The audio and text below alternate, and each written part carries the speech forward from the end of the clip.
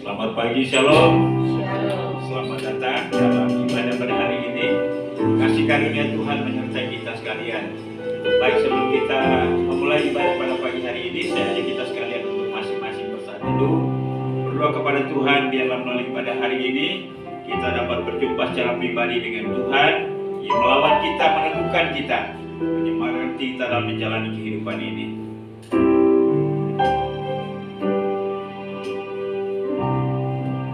Firman Tuhan dalam Mazmur nomor 150 ayat 1 sampai ayat yang ke-6 berkata, Haleluya, pujilah Allah dalam tempat kudusnya, pujilah dia dalam cakrawalanya yang kuat, pujilah dia karena segala keperkasaannya, pujilah dia sesuai dengan kebesaran yang hebat, pujilah dia dengan tiupan sangkakala, pujilah dia dengan gambus dan kecapi, pujilah dia dengan rebana dan tari-tarian, pujilah dia dengan permainan kecapi dan seruling, pujilah dia dengan ceracap yang berdenting, pujilah dia dengan ceracap yang berentang, biarlah segala yang bernafas puji Tuhan. Saya undang kita semua untuk berdiri, kita nyanyikan pujian, katakan kasih Allahku sungguh telah terbukti.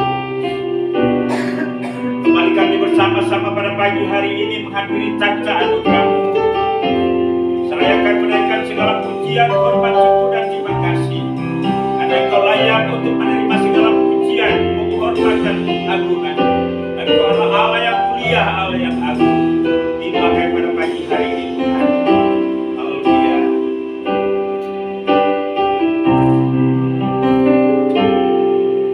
Kasih Allahku sungguh telah terbukti. Ketika Dia serahkan anaknya, kasih Allah mau berkorban bagi kau dan aku. Tak ada kasih seperti, katakan sekali lagi, kasih Allah, kasih Allahku sungguh telah terbukti. Ketika Dia serahkan anaknya, kasih Allah mau berkorban bagi kau dan aku. Tak ada kasih seperti bersyukur, bersyukur, bersyukur, bersyukur karena kasih setiamu. Ku sembah, ku sembah, ku sembah, ku sembah, selama hidupku ku sembah Kau. Biarlah pujian ini merupakan ungkapan hati kita yang sungguh-sungguh mengalami kasih karunia Tuhan melalui anaknya Yesus Kristus yang telah mati, bangkit, bahkan naik ke surga bagi setiap kita, menyediakan tempat bagi kita. Kasih Allahku sungguhlah terbukti. Ketika Dia serahkan anaknya, kasih Allah mau berkorban bagi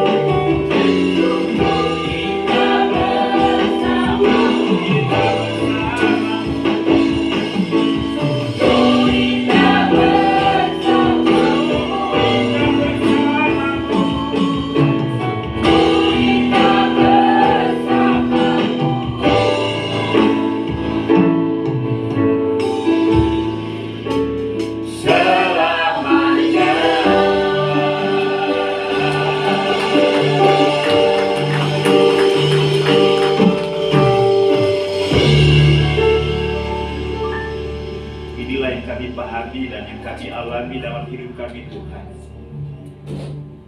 Bahwa hidup bersama Engkau, hidup di dalam dan Engkau di dalam kami adalah sesuatu yang paling indah, lebih dari apapun dalam pengalaman kami di dunia ini. Kami bersyukur dan berterima kasih bahwa pada hari ini Tuhan telah kumpulkan kami kembali bersama-sama untuk beribadah, memuji, memuliakan Tuhan. Kami percaya kehadiran-Mu di tengah-tengah kami. Roh Kudus yang ada dalam batin kami menyemangati kami pada hari ini, memimpin, menuntun, memenuhi kami dalam hal kami beribadah kepada-Mu.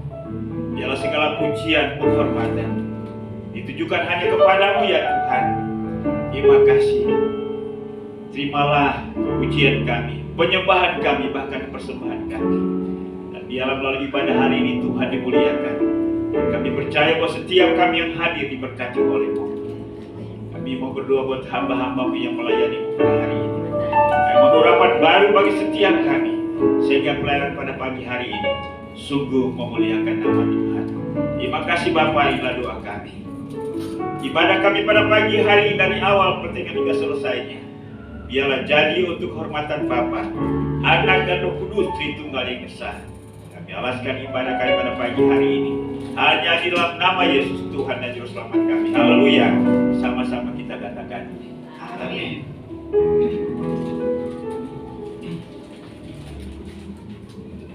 Sekali lagi saya menyapa Shalom. Mari salam bisa katakan dirimu. Kita lanjutkan ibadah kita. Kita angkat satu pujian, katakan, ku masuki gerbangnya dengan hati bersih.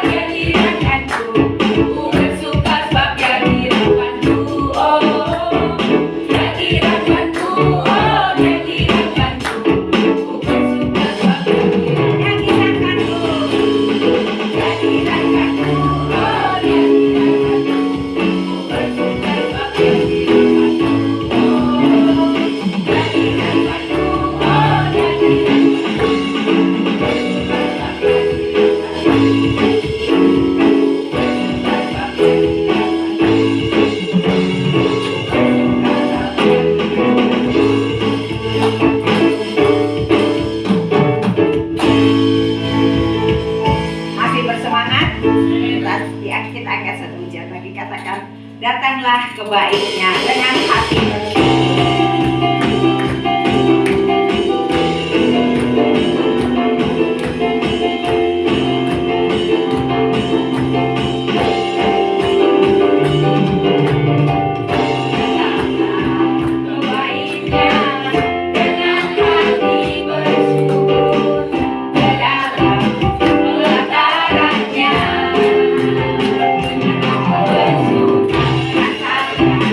Dari Allah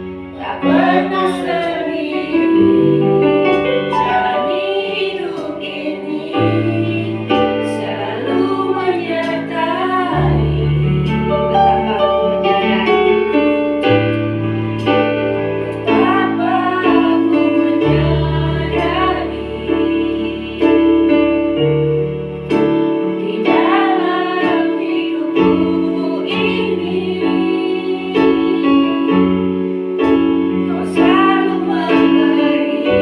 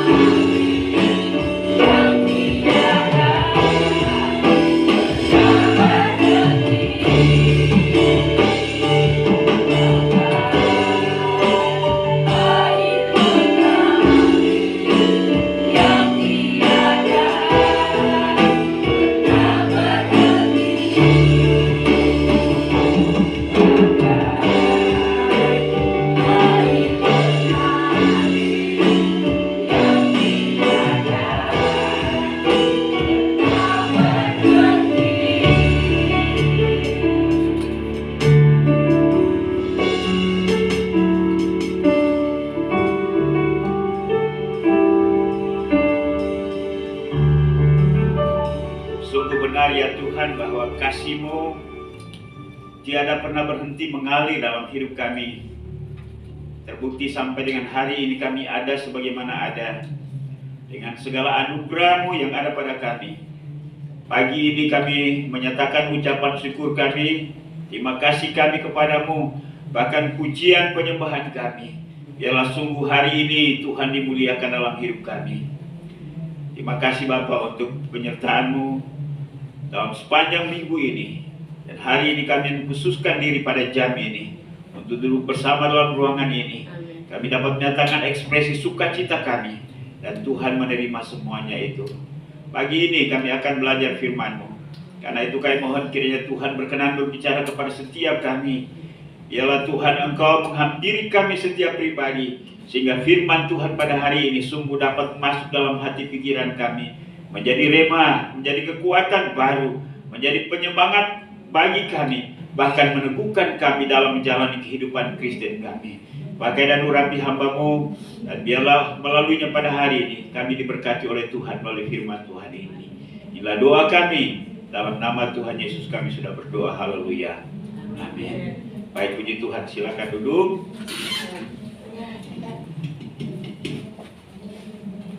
Shalom. Shalom. Kita bersyukur untuk penyertaan Tuhan bagi kita sampai dengan hari ini.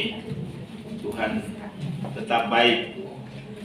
Baik, mari saya ajak kita sekalian untuk membuka firman Tuhan yang terambil di dalam kitab Injil Yohanes pasal 14. Kita akan baca ayat yang pertama sampai dengan ayat yang ke-14.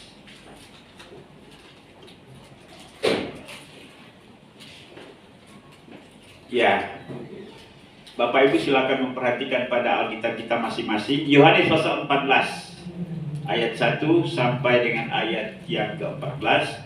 Ya, bisa diperhatikan di screen di depan ya.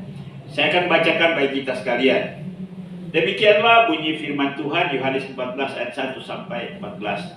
Janganlah gelisah hatimu, percayalah kepada Allah, percayalah juga kepadaku. Di rumah Bapakku banyak tempat tinggal. Jika tidak demikian, tentu aku mengatakannya kepadamu. Sebab aku pergi ke situ untuk menyediakan tempat bagimu. Dan apabila aku telah pergi ke situ dan telah menyediakan tempat bagimu, aku akan datang kembali dan membawa kamu ke tempatku, supaya di tempat di mana aku berada, kamu pun berada. Dan kemana aku pergi, kamu tahu jalan ke situ. Kata Thomas kepadanya, Tuhan, kami tidak tahu kemana Engkau pergi. Jadi bagaimana kami tahu jalan ke situ? Kata Yesus kepadanya, Akulah jalan dan kebenaran dan hidup. Tidak ada seorang pun yang datang kepada Bapa kalau tidak melalui aku. Sekiranya kamu mengenal aku, pasti kamu juga mengenal Bapakku. Sekarang ini kamu mengenal Dia dan kamu telah melihat Dia.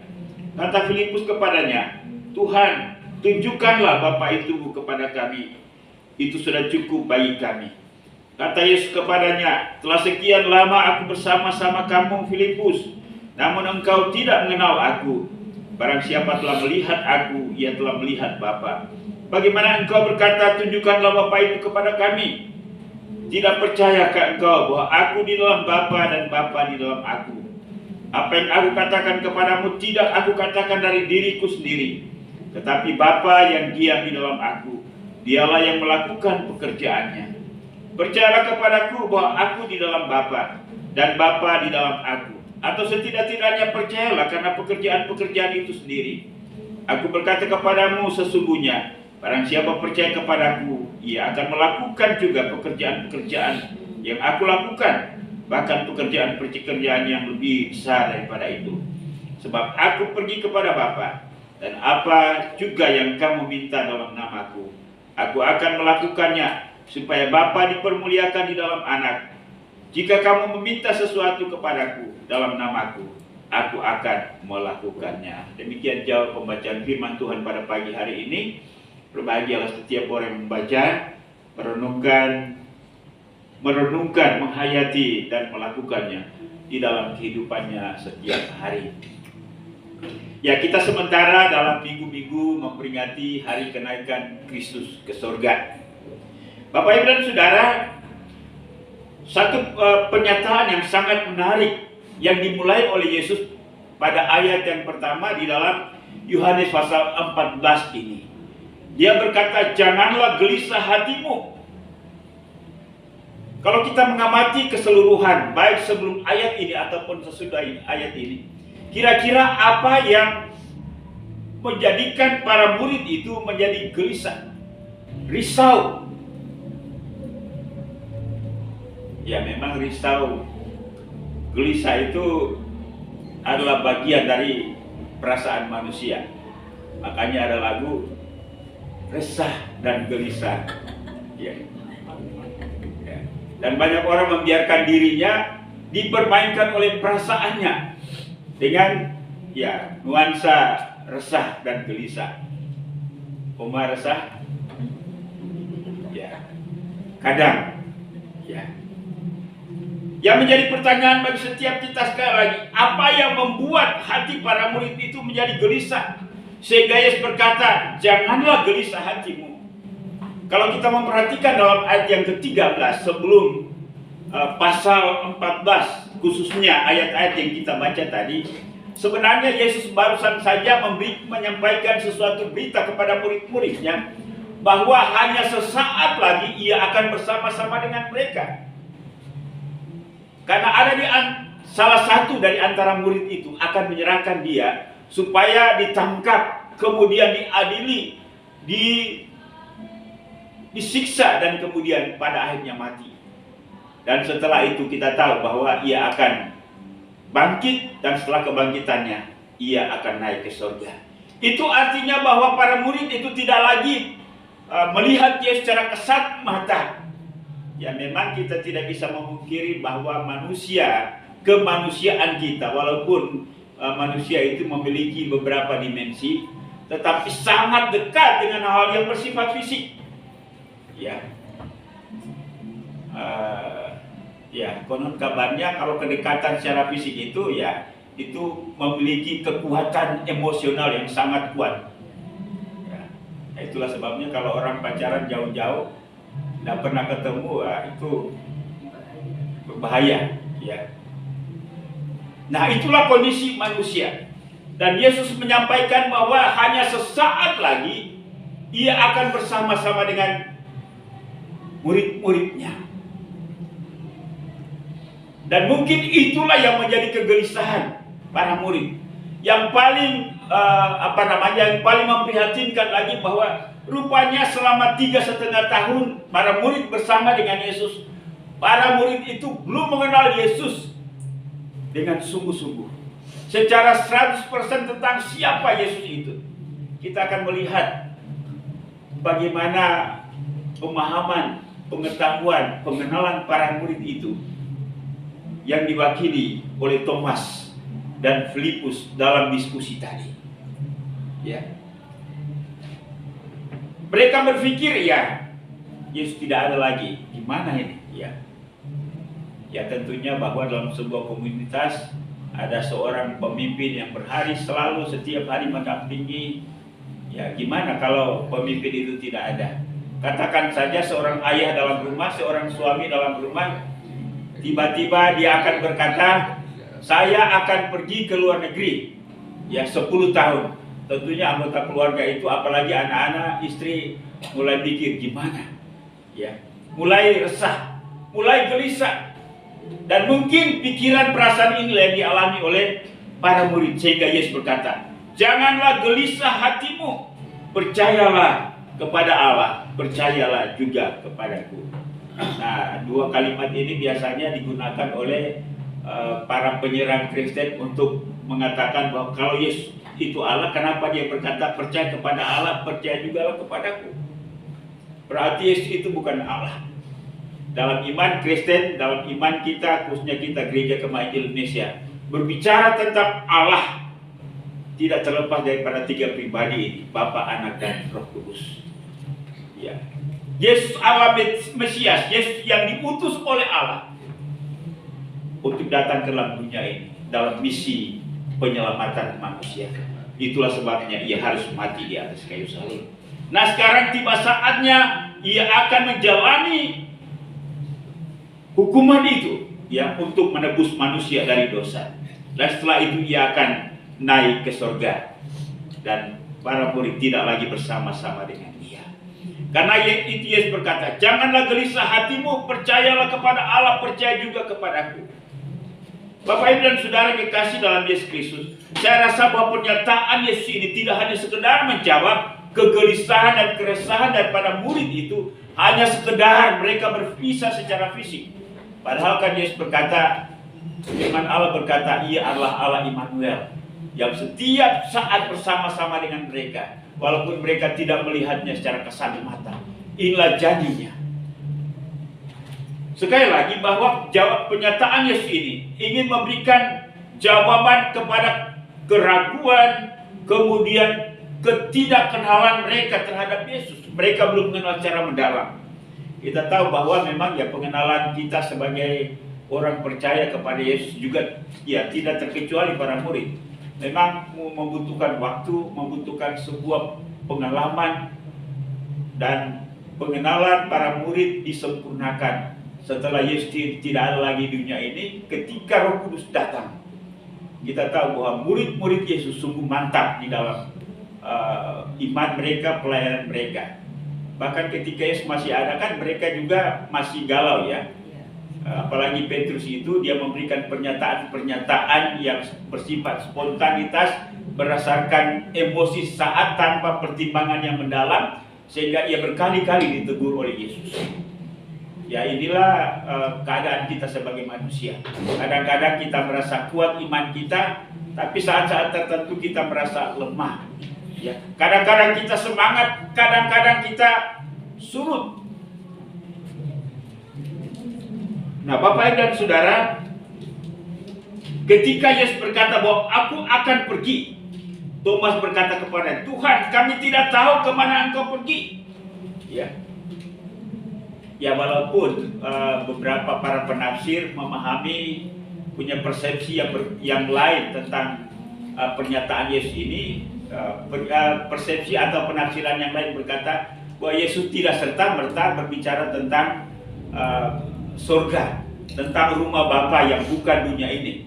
Tetapi ini Yesus berbicara tentang kerajaan Allah secara menyeluruh yang ada di dunia ini. Itu penafsiran yang lain. Tetapi banyak orang Kristen memaknai, memahami, mengerti ayat ini bahwa ini adalah pernyataan Kristus tentang masa eskatologi atau masa yang akan datang di mana kita tidak lagi berada di dunia ini, yaitu berada bersama-sama dengan Bapa di surga. Ya, saya rasa bahwa itu yang tertanam dalam pikiran dan keyakinan kita selama ini. Yesus ingin memberikan sebuah penegasan, konfirmasi tentang kapasitasnya, kualitas dirinya sebagai manusia ilahi. Ya, banyak orang di dunia ini yang sampai hari ini pun juga mereka belum mengakui bahwa Yesus itu adalah Allah. Ya, mereka mencoba mencari ayat-ayat Alkitab yang mendukung ide, gagasan, persepsi mereka tentang Kristus, bahwa Kristus bukanlah Allah. Tetapi melalui pernyataan ini, Kristus ingin menegaskan kepada murid-muridnya, kepada kita, kepada dunia, bahwa Dia adalah Allah. Yang pertama, konfirmasinya yang akan meneguhkan iman kita ialah bahwa Dialah yang menyediakan tempat kekekalan itu. Dia tidak hanya akan masuk kepada kekekalan atau surga itu, tetapi Dialah yang menyediakan. Kalau Dia yang menyediakan, memberikan konfirmasi tentang siapa Dia, memberikan penegasan tentang siapa Dia. Siapa yang menyediakan surga? Manusia? Halo Bapak Ibu? Tidak mungkin manusia, tidak mungkin nabi, tidak mungkin malaikat. Yang menyediakan surga bagi orang saleh, bagi orang yang hubungannya telah dipulihkan dengan Tuhan, hanya Allah sendiri. Karena itu, Yesus bukanlah Tuhan yang diangkat oleh orang Kristen. Yesus adalah Allah yang berinkarnasi, yang mengambil rupa manusia, supaya dalam kemanusiaannya Ia mengerjakan misi penebusan itu, sehingga manusia bisa diselamatkan. Alkitab katakan bahwa hanya dengan penumpahan darah dosa diampuni. Karena itu ia harus menjadi manusia dan darahnya dicurahkan di atas kayu salib. Dan dia adalah pribadi Allah yang diutus oleh Bapa untuk dapat melaksanakan misi penebusan itu. Ya, sebab kata yang diutus itu, ya, orang dunia memahami bahwa ya sama seperti nabi biasa, manusia biasa yang diutus diambil dari keluarganya, lalu kemudian diutus untuk menjadi penyampai berita atau pesan. Tetapi Kristus dari surga yang diutus ke dalam dunia ini oleh Bapa untuk menyelamatkan kita. Dan itulah sebabnya ialah yang menyediakan tempat kenaikan Kristus ke surga. Sekali lagi menegaskan dan memberikan konfirmasi kepada kita tentang kebenaran hakiki bahwa dialah penyedia surga bagi manusia yang diselamatkan. Amin Bapak Ibu. Ya. Sekali lagi bahwa kita sementara dalam minggu-minggu memperingati kenaikan Kristus ke surga. Di rumah Bapakku banyak tempat tinggal. Jika tidak demikian, tentu aku mengatakannya kepadamu. Sebab aku pergi ke situ untuk menyediakan tempat bagimu. Dialah yang menyediakan tempat itu bagi setiap orang percaya. Dan ini yang menjadi kebahagiaan kita, menjadi kesukacitaan kita, menjadi kekuatan kita dalam menjalani kehidupan ini. Walaupun kita menjalani hidup ini dengan resah dan gelisah. Tetapi ada satu kepastian, bahwa Yesus yang kita percayai, Yesus yang kita imani, bukan karena upaya kita, inisiatif kita, tapi karena pilihan Allah atas setiap kita, sehingga kita bisa percaya kepadanya. Itulah sebabnya iman itu melampaui logika. Ya, kalau orang lain punya pemahaman bahwa saya percaya karena saya paham, karena saya mengerti, karena masuk dalam akal saya. Tapi sekali lagi, walaupun Tuhan mengizinkan sesuatu tentang hal-hal yang bersifat bernilai rohani itu untuk kita pahami dan kita mengerti. Tapi ada banyak hal yang kita tidak pahami dan kita tidak mengerti dengan logika kita. Dan kita bisa jangkau itu dengan iman kita. Karena itu sekali lagi, iman bersifat transrasional, melampaui akal kita. Karena itu, Yesuslah penyedia tempat itu. Kalau Bapak Ibu diserang dengan pertanyaan, apakah Yesus itu masuk surga? Jawablah, dia tidak hanya masuk surga, tapi dialah yang punya surga. Dialah yang menyediakan surga itu bagi setiap kita. Ya, karena itu ya kita jangan salah jawab. Karena itu kita punya pemahaman dan pengertian ini, bahwa Kristuslah yang menyediakan tempat itu. Dan Kristus berkata, dan apabila aku telah pergi ke situ dan telah menyediakan tempat bagimu, aku akan datang kembali. Ya, pergi dan kembali. Pada waktu Kristus naik ke surga, ketika ia dihalangi oleh awan, pandangan para murid itu dihalangi oleh awan dan mereka masih tetap terus melihat. Dulu kalau kita, ya ini orang kampung ya, dulu kalau ada anggota keluarga yang berangkat naik pesawat, biasanya hampir satu kampung itu antar ya. Bu Bibi di Manado gitu ya. Ya, jadi pergi di perbatasan landasan pacu itu, lalu kan ada batas pagar itu kan. Pesawat mulai naik, pesawat itu sudah hilang, tapi orang masih lihat ke langit ya. Ya, rupanya Yesus juga pada waktu naik ke surga begitu ya. Sehingga malaikat itu bilang, "Hai orang-orang Galilea, kalian lihat apa?" Ya. Yesus yang terangkat ke surga itu akan datang kembali sama seperti kamu melihat dia pada waktu dia naik. Ya. Jadi Yesus katakan, setelah aku menyelesaikan tempat bagimu, aku akan kembali dan menjemput kamu supaya di mana aku berada, kamu pun berada. Dan pastikan Bapak Ibu bahwa di mana Yesus ada pada saat itu. Ya, hari ini kita masih terbatas terorientasi dengan hal yang bersifat fisik, tapi ketika kita meninggal atau bahkan ketika masih hidup dan Kristus datang, kita akan bersama-sama dengan Dia untuk selama-lamanya. Itulah makna kenaikan Kristus ke surga bagi setiap kita. Aku menyediakan tempat bagimu, dan aku akan datang membawa kamu ke tempatku, supaya ke tempat di mana aku berada. Dia menyediakan tempat. Dan kemudian yang kedua, dia juga menjadi sarana bagi jalan ke surga. Thomas yang orientasi berpikirnya masih terbatas. Dia katakan, Tuhan, kami tidak tahu kemana engkau pergi. Jadi bagaimana kami tahu jalan ke situ? Ini Thomas, dia belum mengenal Kristus. Kapasitas Kristus sebagai manusia, tetapi juga sebagai Tuhan, sebagai juru selamat, sebagai Mesias. Kata Yesus kepadanya, akulah jalan dan kebenaran dan hidup.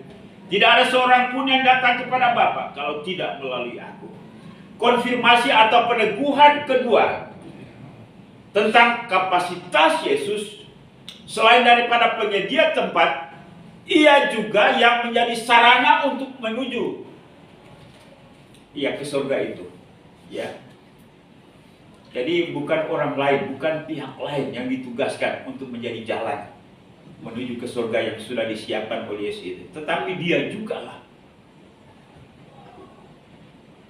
Kalau demikian, betapa kuatnya kapasitas Yesus itu, ya, yang seharusnya dipahami, dikenal oleh para murid-murid ini. Ada seorang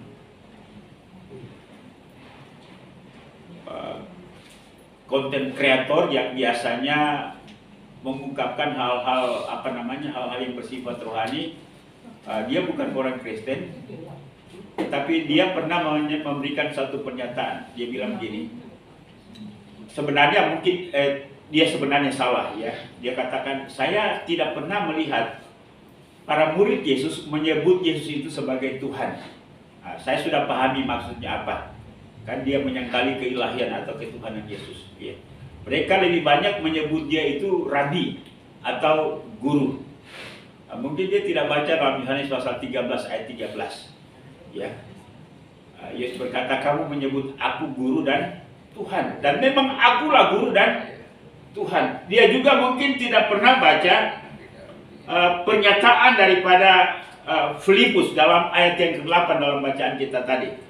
Kan Filipus bilang Tuhan, ya. Itu dia menunjuk kepada Yesus.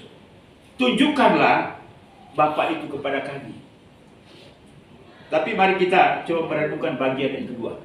Bahwa sekali lagi Yesus menjelaskan tentang dirinya. Untuk sampai ke surga itu hanya melalui dirinya. Bukan melalui nabi, bukan melalui malaikat. Apalagi melalui agama. Ya. Ilmu pengetahuan dan teknologi.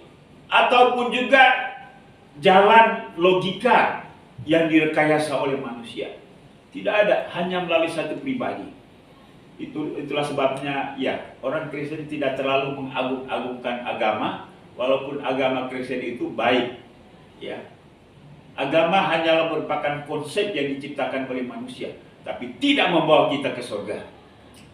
Yang membawa kita ke surga itu adalah pribadi Allah yang telah datang dalam dunia ini dalam wujud manusia, yaitu Kristus. Karena itu ia berkata, akulah jalan dan kebenaran dan hidup. Tidak ada seorang pun yang datang kepada Bapa kalau tidak melalui aku. Ia menyediakan surga, tetapi ia juga yang menjadi jembatan bagi manusia untuk dapat mencapai surga. Amin, Bapak Ibu. Ya, luar biasa. Itulah sebabnya ia meneguhkan dirinya sebagai jalan itu melalui kayu salib, di mana ia mati supaya ia menjadi sarana bagi penebusan manusia dari dosa. Dan itulah sebabnya ayat ini memberikan sebuah penegasan yang sangat jelas dan juga eksklusif atau khusus yang tidak bisa diberikan kepada pihak lain. Karena itu, akulah jalan, akulah kebenaran, dan akulah hidup. Tidak ada seorang pun atau tidak ada sesuatu pun yang dapat membawa manusia kepada Bapa kalau tidak melalui aku. Sangat eksplisit. Ayat ini sangat khusus, sangat istimewa, sangat kuat memberikan konfirmasi kepada kita bahwa Kristus adalah juru selamat yang dapat membawa manusia ke surga. Karena itu ia sekali lagi memberikan teguran kepada murid-murid. Sekiranya kamu mengenal aku, pasti kamu juga mengenal Bapa. Sekarang ini, kamu mengenal dia di dalam kamu telah melihat dia. Yang ketiga, ia memberikan konfirmasi dan peneguhan kepada para murid bahwa Bapa itu ada di dalam aku dan aku di dalam Bapa. Siapa yang sudah melihat aku, ia sudah melihat Bapa. Bagaimana kamu bisa berkata bahwa dia bukanlah Allah? Ya, walaupun memang setiap kata-kata, setiap kalimat-kalimat di dalam di dalam Alkitab ini kita harus memahami dan mengerti dalam konteks. Kita harus menggali, memikirkan, merenungkan ketika Kristus mengucapkan sebuah kalimat, apa yang ada dalam pikirannya, apa di dalam konteks yang sementara ia hadapi pada waktu itu. Nah, itu memang ya tugas hermeneutik, penafsiran. Tetapi saya rasa kita bukanlah orang Kristen kemarin, kita orang Kristen yang sudah tahunan. Jelas bahwa setiap khotbah-khotbah yang disampaikan ataupun ulasan-ulasan firman Tuhan, baik melalui lisan ataupun tulisan, itu dapat membentuk sebuah cara bagi kita untuk dapat memahami dan mengerti kira-kira apa maksud kalimat firman Tuhan itu. Amin Bapak Ibu. Makanya rajin-rajinlah membaca, rajin-rajinlah merenungkan firman Tuhan, dan itu akan membentuk sebuah pemahaman bagi kita yang akan meneguhkan kita di dalam menjalani kehidupan yang penuh dengan keresahan dan kegelisahan itu. Ya, sehingga kita tetap kuat. Kan ada banyak 1001 macam alasan yang membuat kita resah dan gelisah, bukan? Ya, anak terlambat pulang, mikir, ya. Dompet mulai tipis, gelisah. Kepala sudah mulai sakit, gelisah. Ya, tapi Yesus katakan, janganlah resah dan gelisah. Ya, apapun hidup ini, yang penting ialah bahwa kita sudah ada dalam Kristus. Oma berkata, kakak saya sudah dipulangkan dari rumah sakit, ya. Tapi usia beliau sudah 80 tahun lebih, ya. 80 tahun ini segala nuansa kehidupan sudah dilewati, senang susah, memiliki segala sesuatu. Nah, kira-kira kondisi seperti ini apa yang kita mau ucapkan? Yang penting ialah kita sudah ada dalam Tuhan. Amin. Ya. Ya, kalau mau kita hidup 90 apalagi 100 tahun, secara fisik kita tambah kesulitan. Ya. Makanya saya berkata, Oma, kita berdoa yang terbaik saja. Apa yang terbaik? Karena inilah realita, ya.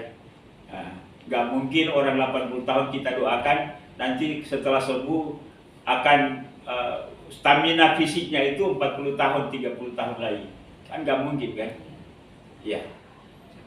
Yang penting kita sudah di dalam Kristus, dan inilah janji Tuhan bagi setiap kita dalam menghadapi, sekali lagi, keresahan dan kegelisahan kita menghadapi apapun dalam hidup ini. Kristus adalah Bapa itu sendiri. Kristus ada di dalam Bapa dan Bapa ada di dalam Kristus. Filipus tidak paham dan tidak mengerti itu. Tuhan, tunjukkanlah Bapa itu kepada kami, itu sudah cukup bagi kami.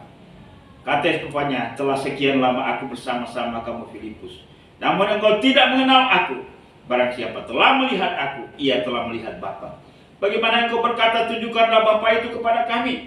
Tidak percayakah engkau bahwa aku di dalam Bapa dan Bapa di dalam aku? Apa yang aku katakan kepadamu tidak akan kukatakan dari diriku sendiri, tetapi Bapa yang diam di dalam aku, dialah yang melakukan pekerjaannya. Kiranya pengalaman kita dengan Kristus selama kita menjadi orang Kristen itu sudah cukup bagi kita, sehingga kita tidak bertanya lagi, apakah betul-betul Kristus itu Tuhan? Apakah Kristus itu benar-benar akan membawa saya ke surga? Saya rasa di antara kita tidak ada lagi pertanyaan-pertanyaan seperti itu. Amin. Karena pengenalan kita akan Dia semakin hari semakin mantap. Percayalah kepadaku bahwa aku di dalam Bapa dan Bapa di dalam aku. Atau setidak-tidaknya percayalah karena pekerjaan-pekerjaan itu sendiri. Alkitab sudah banyak memberitahukan kepada kita apa yang dikerjakan oleh Kristus ketika Ia masih ada di dunia ini. saya menanggapi sebuah postingan di Facebook, lalu kemudian saya diserbu, ya. Biasa itu. Nah, Saya juga sama. lalu ada salah satu yang berkata di situ, Yesus, Melkior, Yesus tidak mengenal kamu, dia bilang kan. Nah, ya saya bilang ya itu pemahamanmu, karena yang saya pahami dengan yang kamu pahami berbeda. Ya, dalam kesat mata hal yang bersifat fisik, mungkin kita tidak menyadari, kita tidak memahami bahwa Kristus mengenal kita atau tidak. Tapi dalam kacamata iman, dalam pandangan rohani, dalam keyakinan saya, dalam iman saya, Kristus mengenal saya. Sebab Kristus ada di dalam aku dan aku di dalam Kristus. Amin. Amin. Dia yang memberikan konfirmasi itu kepada saya. Dan apa juga yang kamu minta dalam namaku, aku akan melakukannya supaya dipermuliakan di dalam anak. Ini menjelaskan bagaimana begitu kuat relasi kita dengan Dia. Dia di dalam kita, kita di dalam Dia. Dia, kamu minta sesuatu kepadaku dalam namaku, aku akan melakukannya. Ini kan sudah terbukti dalam pengalaman kita. Walaupun ada banyak hal yang mungkin kita minta kepada Dia, belum dijawab, tapi itu tidak memberikan penjelasan kepada kita bahwa Dia bukanlah Tuhan dan Dia bukanlah ada di dalam kita. Dia ada di dalam kita, Dia bersama-sama dengan kita. Dan satu saat ketika kita menghadap Dia, sabarlah hai hambaku yang setia. Amin Bapak Ibu. Jadi sekali lagi, firman Tuhan pada hari ini menegaskan dan memberikan konfirmasi kuat kepada kita bahwa Kristus naik ke surga menyediakan tempat bagi kita. Memberikan konfirmasi kepada setiap kita bahwa Dialah jalan menuju surga itu. Dan walaupun Ia telah tiada secara fisik, tapi hari ini Ia berkata Immanuel, Ia menyertai kita. Karena itu sekali lagi biarlah ini yang mengobati rasa resah dan gelisah kita, sehingga apapun yang kita hadapi, yang mencoba untuk menggerogoti damai kita, sukacita kita, keteguhan hati kita, yakinlah dan percaya bahwa di dalam Kristus Ia menjadi jawaban sejati bagi kehidupan kita. Amin. Selamat memperingati kenaikan Kristus yang walaupun secara tanggal hari Kamis nanti, tapi kita biarlah semakin diteguhkan di dalam Dia. Tuhan memberkati. Baik, musik ke depan.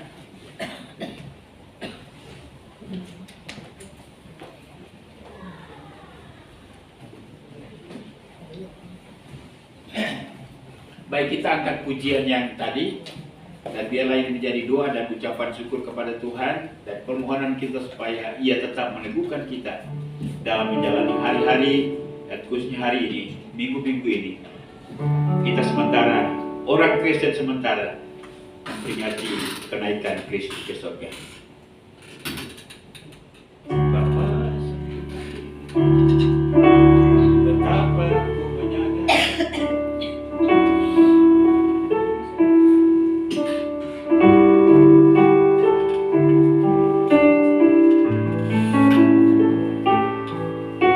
betapa Ku menyertai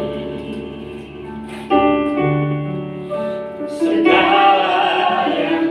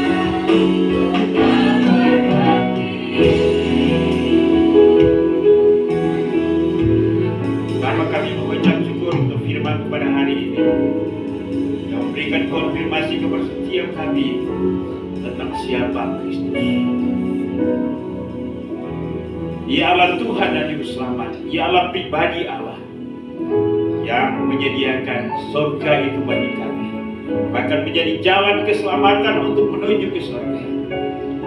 Jika walaupun Ia telah terangkat ke surga, tapi Ia Allah Immanuel yang menyertai kami dalam roh, yang melindungi, memelihara kami, meneguhkan kami dari hari ke hari sampai dengan hari ini. Kiranya kasih dan kuasa-Mu semakin sempurna dalam hidup kami. Kami tahu bahwa selama kami menjalani kehidupan ini, banyak pergumulan yang harus kami hadapi. Tetapi firman-Mu meneguhkan kami, kami tidak perlu khawatir, kami tidak perlu gelisah dalam menghadapi apapun, karena Engkau akan menolong kami tepat pada waktunya. Tapi jika sekiranya ada sesaat, beberapa hari, beberapa minggu, beberapa bulan, bahkan mungkin tahun, kami mengalami pergumulan demi pergumulan, Tuhan izinkan itu agar kami terus bergantung kepada-Mu. Tuhan mengizinkan itu untuk menguji kesetiaan kami, ketekunan kami, dan biarlah kami semakin matang dalam iman kami kepada-Mu.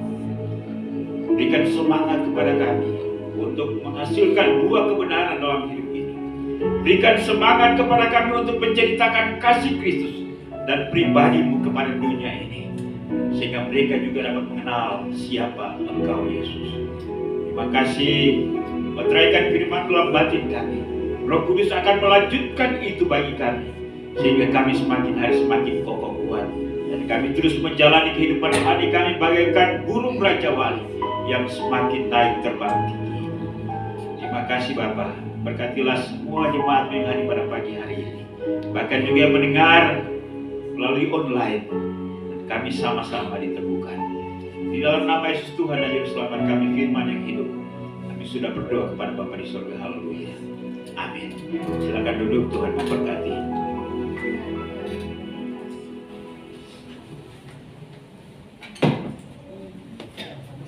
Kita akan memberikan persembahan. Saya minta tolong Yonatan bawa kantong persembahan. Sebelum persembahan dijalankan, saya akan membacakan satu ayat di dalam firman Tuhan. Di dalam Mazmur 3 ayat 9 dan 10. Muliakanlah Tuhan dengan hartamu dan dengan hasil pertama dari segala penghasilanmu, maka lumbung-lumbungmu akan diisi penuh sampai berkelimpahan, dan bejana pemerahanmu akan meluap dengan air buah anggurnya. Kita satu dalam doa. Tuhan, terima kasih untuk segala kasih-Mu yang terus mengalir dalam kehidupan kami, bahkan pemeliharaan-Mu dalam kehidupan kami sempurna. Sepanjang hari lepas hari kami hidup dalam kelimpahan, dalam penyertaan Tuhan. Terima kasih Tuhan, hari ini kami rindu memberi dari sebagian apa yang Tuhan sudah berikan kepada kami. Tuhan, biarlah benda mati ini Tuhan Engkau pakai untuk memperluas kerajaan-Mu. Engkau pakai setiap hamba-Mu yang Engkau percayakan untuk mengelola daripada keuangan ini. Engkau memberikan hikmat daripada Tuhan. Terima kasih Tuhan, biarlah kami memberi dengan penuh sukacita di dalam nama Tuhan Yesus. Haleluya. Amin. Kita angkat satu pujian, katakan, begitu besar kasih Allah pada kita. Berkatilah anak cucu kita di mana-mana. Mana-mana.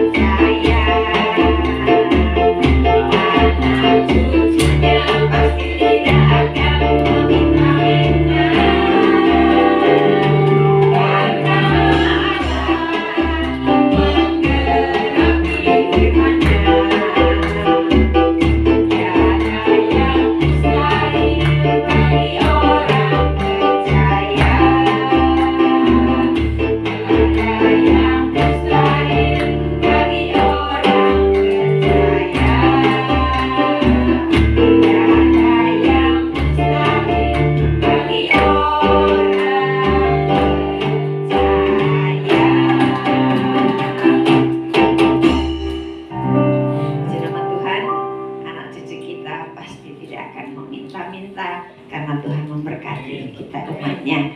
Terima kasih untuk persembahannya hari ini. Tuhan memberkati. Mari siapkan kita semua terbangkit berdiri. Kita nyanyi nomor 300 dalam nyanyian kemenangan iman.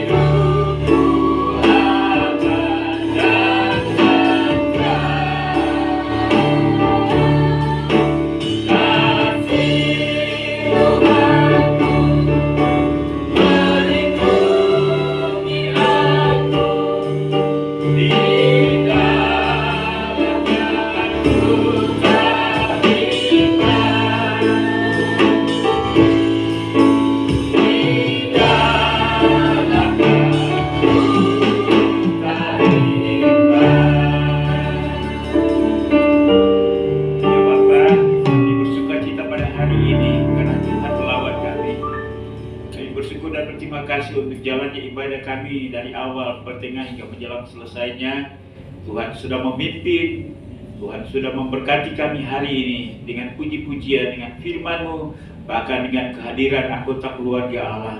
Terima kasih untuk sukacita kegembiraan kami hari ini. Terima kasih. Sambil terus berdoa untuk pertumbuhan iman rohani kami. Biarlah pengenalan kami akan Tuhan semakin bertumbuh. Cinta kasih kami kepada Tuhan semakin bertambah-tambah, dan kami dapat wujudkan itu di dalam kehidupan kami setiap hari dengan melakukan firman-Mu, menghasilkan buah roh. Kami hidup saling mengasihi, kami semakin bijak dalam menyikapi segala kesulitan dalam hidup kami, dan biarlah kami semakin bersukacita dalam menjalani kehidupan ini. Terima kasih untuk hamba-hamba yang Tuhan sudah pakai dalam pelayanan hari ini, dan biarlah Tuhan memberkati apapun bagian pelayanan yang kami sudah lakukan pada hari ini. Kami percaya janji Tuhan bahwa semua pekerjaan Tuhan yang kami lakukan dalam panggilan tugas kami tidak akan pernah sia-sia. Demikian pun juga dengan seluruh anggota jemaat yang sudah hadir. Kami percaya Tuhan sudah memberkati kami secara khusus pada hari ini.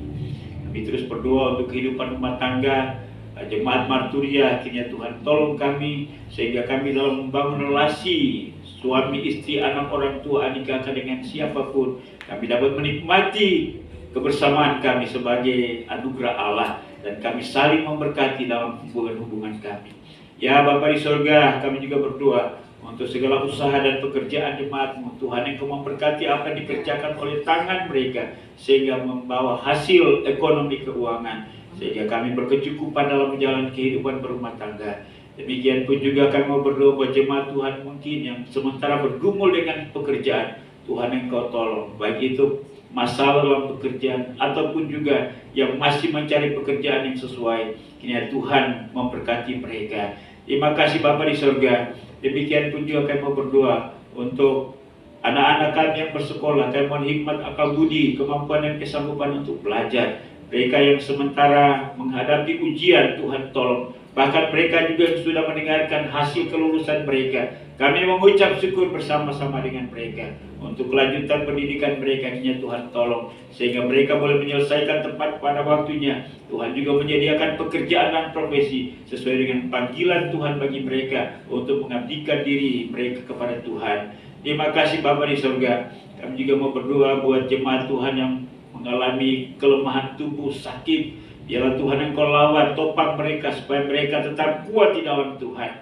Kami teringat akan Pak Frans, Pak Sony, kakak daripada Ibu Liliana. Kiranya Tuhan topang orang tua ini supaya mereka tetap kuat di dalam Tuhan. Apapun yang terjadi di kehidupan ini, jaminan Tuhan sudah ada pada mereka, yaitu mereka ada di dalam Kristus dan Kristus ada di dalam mereka. Kami juga mengucap syukur bersama dengan Samuel pasca kecelakaan. Tuhan sudah tolong sehingga semakin hari semakin dipulihkan. Ya Bapa di sorga, kami juga mau berdoa buat jemaat Tuhan yang mengalami sakit. Ya walaupun kami tidak menyebut nama mereka satu persatu, tapi jika hari ini mereka berseru kepada Tuhan, ulurkan tangan pengasihan-Mu, jamah mereka, sembuhkan mereka. Kami mau berdoa juga Tuhan untuk jemaat Tuhan yang tidak bersama dengan kami karena mereka berada di tempat yang lain. Hari ini kami berdoa juga untuk Pak Koni yang ada di Bogor, Pak Radiman yang ada di Amerika, Ibu Vivi, Alvin, demikian pun juga dengan Ine, Tirta, Claudia. Tuhan yang Kau memberkati mereka supaya mereka juga tetap memelihara iman mereka di dalam Tuhan. Demikian pun juga dengan Anggi, Tuhan yang Kau memberkati. Jemaat Tuhan yang tidak hadir pada hari ini, mungkin mereka lemah, tubuh sakit atau ada halangan lain, Tuhan hibur teguhkan mereka dan biarlah minggu depan kami dapat bersama-sama. Kami berdoa juga untuk rencana kami pada hari Minggu, pada hari Kamis dalam rangka memperingati kenaikan Kristus ke sorga. Kami akan mengadakan ibadah padang. Tuhan tolong jemaat-Mu supaya kami sehat sepikir, bersemangat menjalani semuanya ini. Biarlah kami dapat menikmati kebersamaan kami sebagai keluarga Allah dalam Badan Marturia. Tuhan terima kasih. Kalau ada jemaat yang pada hari ini punya pergumulan khusus, ya Tuhan, kami mohon Engkau melawan mereka, memberikan jalan keluar terhadap persoalan apapun yang mereka hadapi. Ketika mereka mengalami lawatan Tuhan, mereka boleh menemukan jalan keluar terhadap masalah mereka. Biarlah ada sukacita, kesaksian yang memuliakan nama Tuhan. Ya Bapa di sorga, kami juga mau berdoa buat Gereja Kemajuan Indonesia, baik pada tingkat pusat, wilayah, daerah, sampai kepada gereja-gereja lokal. Tuhan yang Kau berkati. Wilayah Jawa Sumatera, demikian pun juga daerah Jabodetabek 1 dan 2. Tuhan yang Kau berkati hamba-hamba Tuhan, berkati gembala-gembala, berkati juga badan pengurus wilayah, badan pengurus daerah Jabodetabek 1 dan 2. Dan biarlah di daerah ini, Jawa Sumatera, daerah Jabodetabek 2, gereja bertumbuh di mana banyak orang dapat diselamatkan oleh Tuhan melalui pemberitaan Gereja Kemajuan Indonesia. Ya Bapa di dalam sorga, kami juga mau berdoa untuk semua gereja-gereja Tuhan yang ada di Indonesia. Tuhan yang Kau memberkati para pemimpin supaya mereka bersatu hati, bergandeng tangan melayani Indonesia ini sehingga bangsa ini dapat dimenangkan bagi Tuhan. Demikian pun juga kami mau berdoa untuk pemerintah bangsa dan negara kami. Tuhan Kau berkati presiden, wakil presiden. Demikian pun juga DPR tingkat pusat, tingkat provinsi, kabupaten, kota. Tuhan Kau berkati jajaran pemerintah dari pusat sampai ke daerah. Tuhan yang Kau berkati supaya mereka dapat menjalankan tugas dan tanggung jawab mereka, menghadirkan cita-cita bangsa, yaitu mensejahterakan rakyat Indonesia ini. Khususnya kami berdoa buat daerah Jabodetabek, Demikian pun juga Bekasi di mana kami berdomisili. Karena kami tahu sebagaimana firman-Mu bahwa kesejahteraan kota di mana kami hidup juga menjadi kesejahteraan kami. Berkati wali kota, wakil wali kota, DPR tingkat 2, demikian pun juga camat, lurah, RW, RT, Tuhan Engkau berkati. Berkati juga lingkungan di mana jemaat-Mu tinggal, sehingga di sana ada sukacita damai sejahtera. Terima kasih Bapa. Kami mengucap syukur juga untuk berkat keuangan yang Tuhan berikan kepada kami, dan hari ini kami dapat memberikan persembahan kami. Terimalah itu ya Tuhan, dan biarlah keuangan ini dapat menunjang pelayanan-Mu baik di tempat ini maupun di mana saja dana ini dialokasikan. Kembalikan berkat berlipat kali ganda bagi seluruh jemaat yang sudah memberi dengan sukacita. Inilah doakan pada hari ini. Kami sadar sungguh bahwa banyak hal yang berkaitan bahkan menjadi kebutuhan kami tak tersebut melalui doa ini. Kiranya Roh Kudus menyempurnakan semuanya. Karena kami berdoa ini dalam satu nama yang Maha Kuasa, yaitu Yesus Tuhan dan Juru Selamat kami. Haleluya. Bapa, terima kasih. Bapa,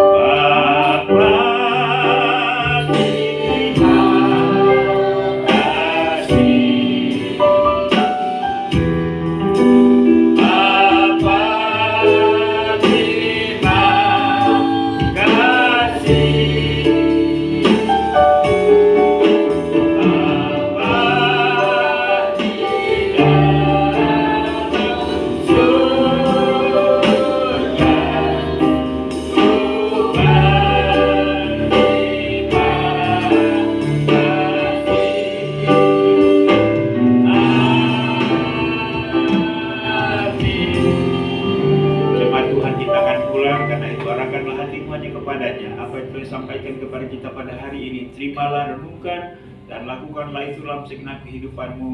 Dan biarlah kasih karunia daripada Allah Bapa, anugerah dan damai sejahtera dalam nama Tuhan Yesus, serta pimpinan, penghiburan, pertolongan Roh Kudus menyertai kita sekalian hari ini, bahkan sampai Maranatha, Yesus datang untuk menjemput sale-salenya. Haleluya. Sama-sama kita katakan amin. Silakan duduk, ibadah kita sudah selesai. Silakan bersaat teduh. Tuhan memberkati. Sampai kita berjumpa pada hari Kamis dalam ibadah padang dalam rangka memperingati kenaikan Tuhan Yesus ke surga. Shalom, selamat hari Minggu.